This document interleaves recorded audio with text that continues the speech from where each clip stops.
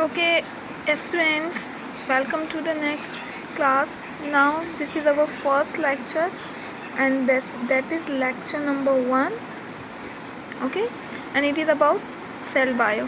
तो हम आज हमारा सेल बायोलॉजी जो है वो टॉपिक स्टार्ट करने जा रहे हैं. ठीक है ना.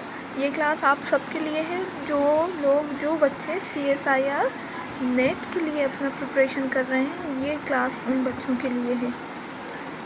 इस क्लास को CUET के स्टूडेंट्स भी देख सकते हैं और वो भी इसको कर सकते हैं, इसकी प्रिपरेशन कर सकते हैं. ये उनके लिए भी बहुत हेल्पफुल है.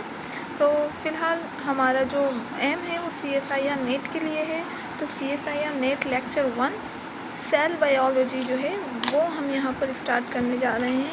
तो उसके लिए तो सबसे पहले सेल बायोलॉजी में जैसे आपको पता है व्हाट इज़ सेल. सबसे पहले हमें हम यहाँ पर ना बिल्कुल बेसिक से स्टार्ट करेंगे.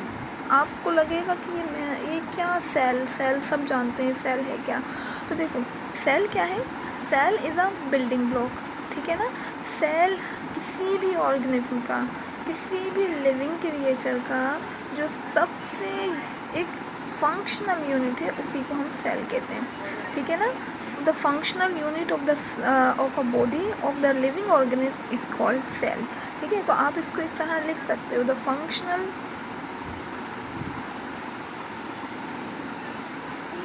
यूनिट ऑफ लिविंग क्रिएचर और लिविंग ऑर्गेनिज्म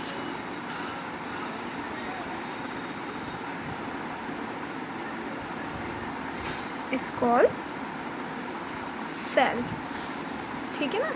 किसी भी बॉडी का, किसी भी ऑर्गेनिज्म का जो एक फंक्शनल यूनिट है, जो पूरा फंक्शन करता है, उस ही स्ट्रक्चर को हम यहाँ पर सेल कहते हैं. ठीक है ना. तो अभी हम यहाँ पर सेल के ऑर्गेनेल्स के बारे में बात नहीं करेंगे, लेकिन हाँ चलो मैं आपको बता देती हूँ. देखो सेल जो है ना, सेल दो चीज़ों से मिलकर, सेल में दो चीज़ें मिलकर बना हुआ है. एक तो उसका है लिक्विड पार्ट. ठीक है ना. जिसे हम साइटोप्लाज्म कहते हैं. ठीक है ना. फ्रेंड्स क्या कहते हैं, साइटोप्लाज्म. और एक होते हैं उस सेल के अंदर छोटे छोटे ऑर्गेनेल्स, जैसे कि यहाँ पर आप न्यूक्लियस हो गया. ठीक है ना. इसी तरह आप RNA ले सकते हो. ठीक है. राइबोसोम की हम अगर बात करें तो राइबोसोम, ऐसे ही माइटोकॉन्ड्रिया. ये सारे जो आपको दिख रहे हैं छोटे छोटे रूम्स कह लो आप इन्हें. तो ये जो छोटे छोटे रूम्स हैं, ये छोटे छोटे रूम्स ही आपस में, इन्हीं को ही हम ऑर्गेनेल्स बोलते हैं. ठीक है ना. क्या कहा जाता है इन्हें, ऑर्गेनेल्स. मतलब ये अपने आप में ही एक स्ट्रक्चर है जिसे कहा जाता है सेल ऑर्गेनेल्स. ठीक है ना. तो जो लिक्विड पार्ट है सेल का उसे हम कहते हैं साइटोप्लाज्म. ठीक है. ये बहुत बेसिक है, आप लोगों ने 9th क्लास में इसको पढ़ रखा है. ये कहलाता है साइटोप्लाज्म. और इसी में जो आपको छोटे छोटे स्ट्रक्चर ये आपको दिखते हैं, लाइक न्यूक्लियस हुआ, माइटोकॉन्ड्रिया, राइबोसोम, RNA और पेरोक्सिसोम, ये सब जो हैं ये कहलाते हैं सेल ऑर्गेनेल्स.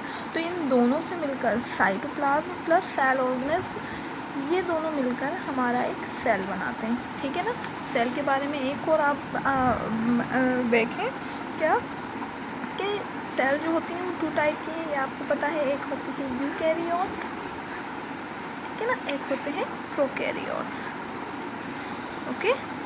देखो है ना. इतना आप लोगों का आई थिंक क्लियर होगा कि सेल क्या है. सेल एक हमारा फंक्शनल यूनिट है. किसी भी बॉडी का, किसी भी ऑर्गेनिज्म का, लिविंग ऑर्गेनिज्म का फंक्शनल यूनिट जो है हम उसे सेल कहते हैं. ठीक है ना. यही इसी को ही आप बिल्डिंग ब्लॉक भी कह सकते हो. ओके.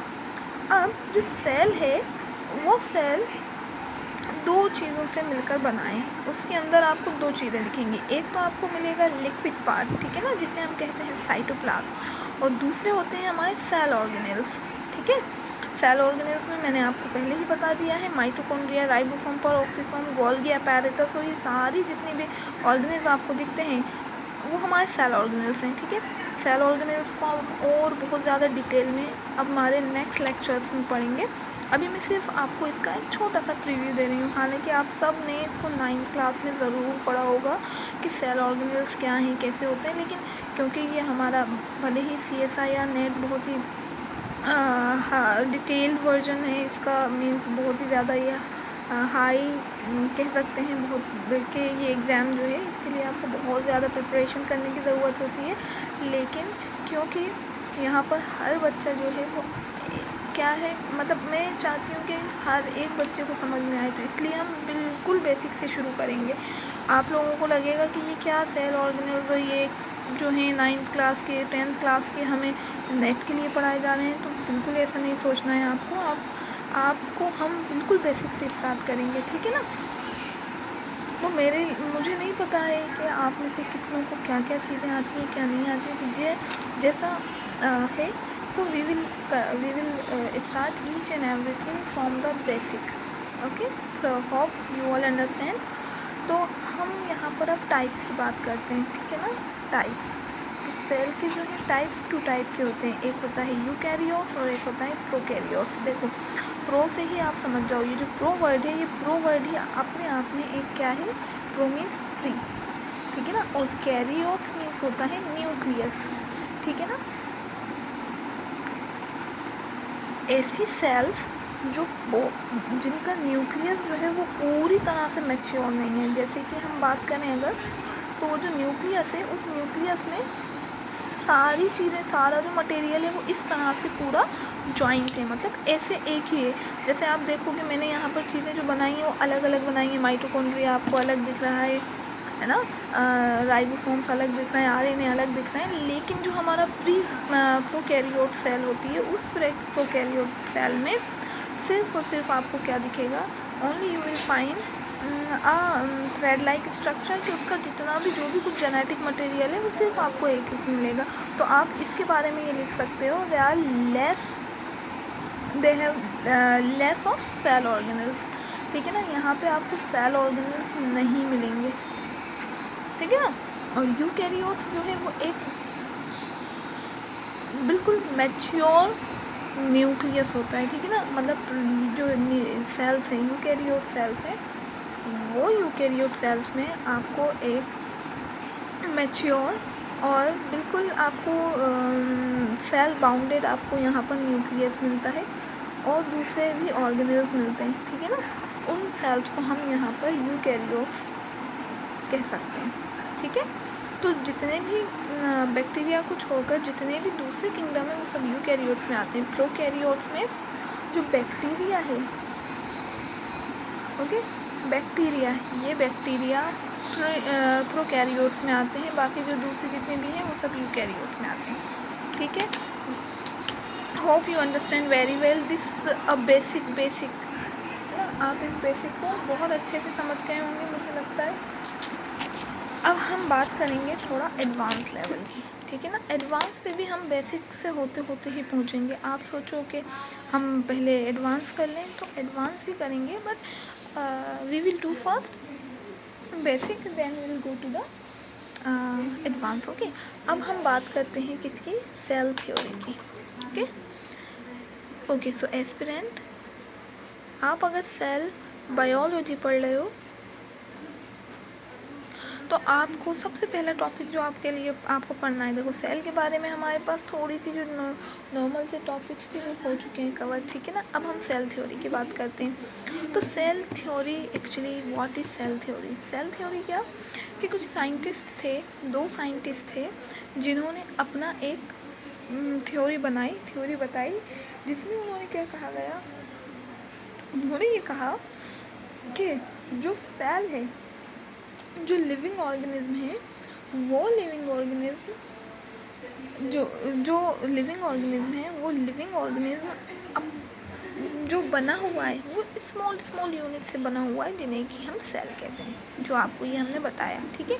और इसी के साथ उन्होंने अपना एक क्या दिया, जो जैसे आपको बताया गया क्या, कि जो फंक्शनल यूनिट है किसी भी लिविंग ऑर्गेनिज्म का, उसको हम सेल कहते हैं। यहीं पर ही जो 2 साइंटिस्ट थे हम बात कर रहे हैं, you can write down in 1839, ठीक है ना। 1839 में शील्डन एंड श्वान, ओके, क्या, शील्डन एंड श्वान, ये 2 साइंटिस्ट थे जिन्होंने क्या किया, जिन्होंने सेल थ्योरी को डिस्क्राइब किया, ठीक है ना, शेल्डन एंड श्वान, ये दो हमारे साइंटिस्ट हैं, ठीक है। आपसे इन दोनों ही साइंटिस्ट ने क्या किया, सेल थ्योरी को डिस्क्राइब किया। तो जो शेल्डन है, शेल्डन एक जर्मन साइंटिस्ट थे जो कि क्या है, बॉटनिस्ट हैं, ठीक है ना। ये जो शेल्डन है ये जर्मन साइंटिस्ट हैं जो कि हैं बॉटनिस्ट, ओके। और अगर हम श्वान की बात करें तो ये हमारे जूलॉजिस्ट हैं, ठीक है ना, ये हमारे जूलॉजिस्ट हैं। और ये कहाँ के थे, ये एक ब्रिटिश जूलॉजिस्ट थे, ठीक है ना। ये दो चीज़ें आपको इसके बारे में पता होनी चाहिए, क्या कि इन्होंने सेल थ्योरी कब दी, 1839 में इन्होंने सेल थ्योरी दी। और दो जो आपके साइंटिस्ट हैं उनका नेम क्या है, शेल्डन एंड श्वान, ठीक है। शेल्डन जर्मन बॉटनिस्ट है, ओके। और यहाँ पर हम श्वान की बात करें तो ये जूलॉजिस्ट, ब्रिटिश जूलॉजिस्ट थे, ठीक है ना। इतनी बात क्लियर है आई थिंक। अब आप आगे देखेंगे, अब हम आगे देखेंगे क्या कि अच्छा ये चीज़ तो मैं हो गई है, उन्होंने कहा क्या, आप यहाँ लिख सकते हैं उन्होंने कहा क्या। They said, what they said, they said कि जितने भी लिविंग ऑर्गेनिज्म हैं वो सारे लिविंग ऑर्गेनिज्म सेल से मिलकर बने, ठीक है ना। और वो जो सेल है, सेल एक तरह से फंक्शनल और स्ट्रक्चरल यूनिट है लिविंग ऑर्गेनिज्म का, ठीक है ना। ये बात आप लोगों ने, ये स्टेटमेंट जो है ये क्लास 9th में आप सब ने आई थिंक पढ़ा होगा, क्या कि ऑल लिविंग ऑर्गेनिज्म, आप चाहें तो यहाँ लिख सकते हैं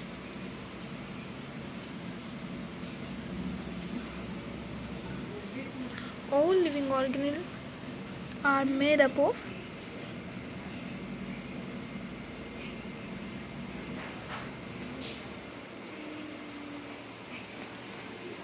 cell and cell is the basic functional and structural unit of life, ठीक है ना।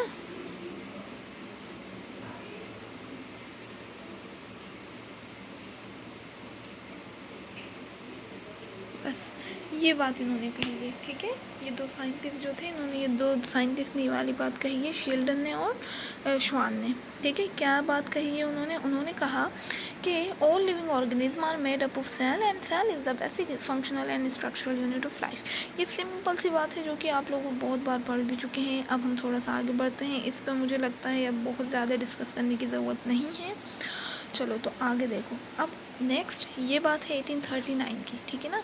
1839 की बात है। 1839 के बाद अब हम बात करते हैं कब की, 1855 की, ठीक है ना।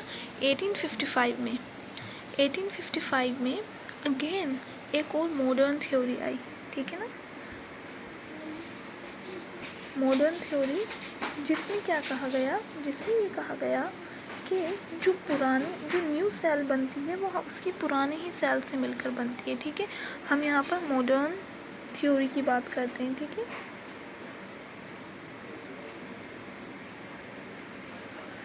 ठीक है, और ये दी किसने थी, इनका भी आपको नेम पता होना चाहिए, ठीक है ना। ये थे रुडोल्फ, ठीक है ना, क्या नाम था इनका, रुडोल्फ वर्शो,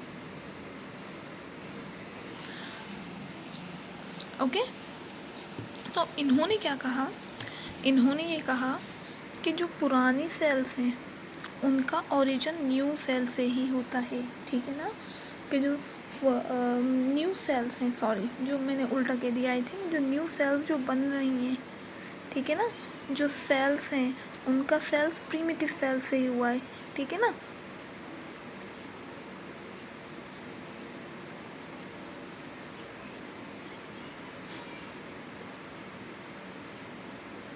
प्रीमिटिव सेल्स मीन्स आप समझ रहे होंगे आई थिंक, जो पुरानी सेल्स हैं उन्हीं पुरानी सेल्स से जो न्यू सेल्स बन रही हैं वो उन्हीं पुराने सेल से ही बन रही हैं, ठीक है ना। ये बात कही रुडोल्फ वर्शो ने इन 1855 और इसी को ही मॉडर्न थ्योरी कहा जाता है। अब इसके बाद आप क्या देखोगे, इसके बाद अच्छा ये जो new cells form from primitive cells है, इसी के लिए एक और स्टेटमेंट दिया गया है जिसको कहा जाता है ओमनिस, ठीक है ना, ओमनिस सेल्यूला ई सेल्यूला। मुझे लगता है ये वाला वर्ड आप सबको पता ही होगा, ओमनिस सेल्यूला ई सेल्यूला। मतलब रुडोल्फ वर्शो ने अपनी ही लैंग्वेज में, ठीक है ना, क्या कहा था, ये कहा था कि ओमनिस सेल्यूला ई सेल्यूला, मतलब इसका मतलब यही हुआ कि जो न्यू सेल्स बन रही हैं वो प्रिमिटिव सेल से ही बन रही हैं, ठीक है ना। तो इसको हम मॉडर्न थ्योरी भी कहते हैं और इसकी जो स्टेटमेंट दिया गया वो 1855 में दिया रुडोल्फ वर्शो ने। मुझे लगता है ये बात क्लियर है आई थिंक। अब आप देखो, अब इतना बात समझ में आ गई आपको, सेल का स्ट्रक्चर समझ में आ गया, मॉडर्न थ्योरी समझ में आ गई, सेल थ्योरी समझ में आ गई, ठीक है ना, और रुडोल्फ वर्शो ने जो भी बातें कही ये समझ में आ गई हैं। ये था हमारा बिल्कुल बेसिक। यहाँ पर हम बिल्कुल बेसिक की बात कर रहे थे, अब हम थोड़ा एडवांस आते हैं।